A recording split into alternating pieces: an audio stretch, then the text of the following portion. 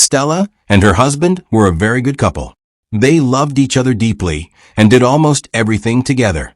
They prayed together, laughed together, and planned their future side by side. People around them admired their marriage because it was full of peace and respect. Her husband was a very rich man. He owned many businesses and was doing very well in life. He believed in hard work and honesty, and God blessed the work of his hands. He also took good care of his family. He had one younger brother who was also doing well for himself. The brother was not as rich as him, but he was comfortable and respected in society. Life was beautiful for Stella until sickness came unexpectedly. Her husband was diagnosed with liver cancer. At first, they believed it would pass. They went to hospitals, tried treatments, and prayed with faith. But as time went on, his health kept getting worse. Stella stayed by his side day and night. She fed him, cleaned him, encouraged him, and never complained. Even when he was weak, he would hold her hand and thank her for loving him. After a long fight, he died from the sickness. The pain was unbearable. Stella lost the love of her life. The family lost a son and a brother. The house that was once full of laughter became silent. Stella cried until she had no tears left. She was broken, confused, and scared of the future. After the burial, things started to change. One day, Catherine, Stella's mother-in-law, called Stella to sit with her. She spoke calmly, but her words were heavy. She said that it was tradition for Stella to marry her late husband's brother. She said it was the only way to keep the family together. She also said it would help protect the wealth her son left behind. Stella was weak and grieving. She didn't have the strength to argue or think deeply. She trusted her husband's family. She believed they wanted the best for her. So she agreed. A small marriage ceremony was done, and Stella became the wife of her late husband's brother. At first, Stella treated him with respect. She treated him the same way she treated her husband. She cooked, cleaned, and tried to build peace in the home. But very soon, she realized she had entered a different life. The man never loved her. He was cold and careless. He spoke to her with anger and disrespect behind closed doors. He started bringing other women into the house. Sometimes, Stella would return home and find strangers sitting in her living room.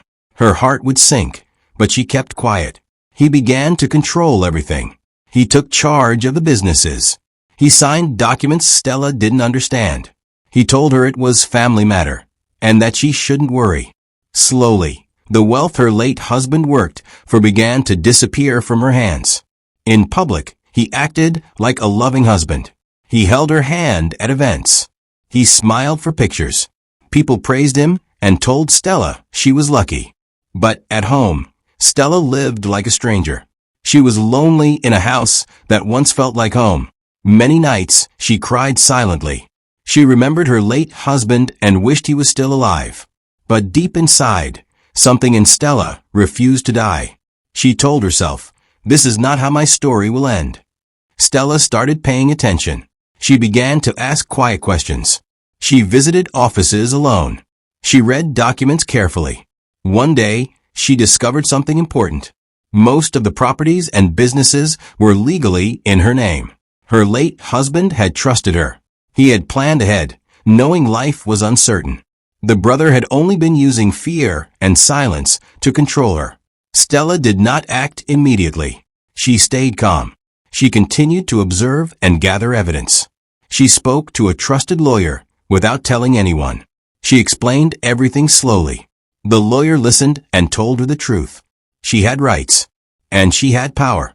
One morning, Stella made a decision that changed her life. She moved out quietly. She went to a safe place. Then her lawyer took action. Legal notices were sent. Accounts were frozen. Properties were reclaimed. The brother was shocked. For the first time, he could not control the situation. He tried to act kind again, but it was too late. The truth came out. People finally saw the man he really was. Stella took back everything her husband left for her. Not with anger, not with revenge, but with wisdom and courage. She rebuilt her life slowly. She supported causes her late husband cared about. She lived with peace again. Stella did not just regain wealth. She regained her voice, her strength, and her dignity. Her story became a quiet reminder that patience is not weakness, and silence does not mean surrender. Sometimes, the strongest people are the ones who wait, learn, and rise at the right time. If this story touched you, please subscribe for more inspiring videos. Don't forget to subscribe for more emotional and motivational stories. Hit the subscribe button so you never miss the next story.